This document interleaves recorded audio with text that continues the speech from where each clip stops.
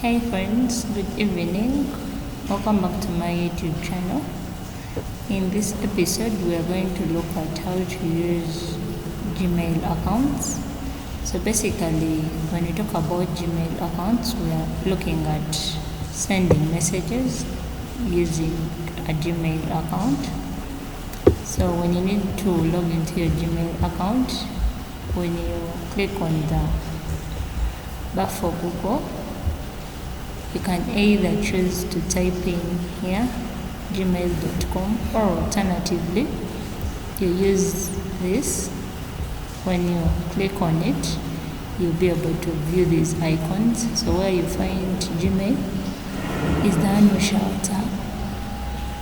So when we're done tapping on it, this is the layout that we shall get. So in this layout, you can either use this in case you need to maybe search an email that they've sent you, or maybe an email that you have in your outbox and you need to resend it. You basically need to type in here the title of the mail that you had formulated, and then this is like our menu bar.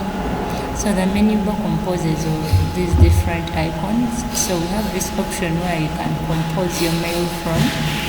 That is to say, you need to write an email and you need to share it with maybe a friend or family or something.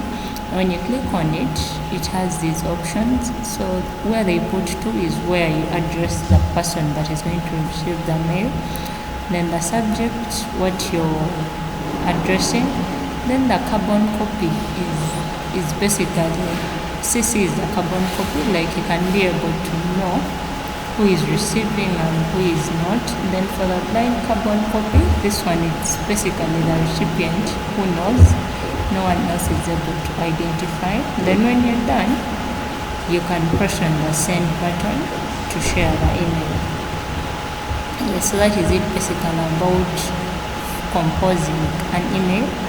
Then about these other menu bars, there is an inbox menu. This one shows you how many emails you have received. So now, like here, it reflects that there is one email that was received from this account.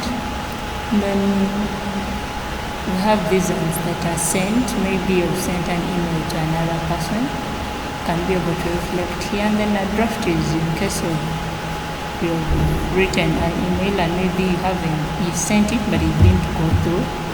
It is saved in the drafts. Then for the labels, that is where basically you create the label of your email. So that is it basically about an email account and how to use it. Thank you so much for subscribing. Kindly don't forget to follow and like for more information.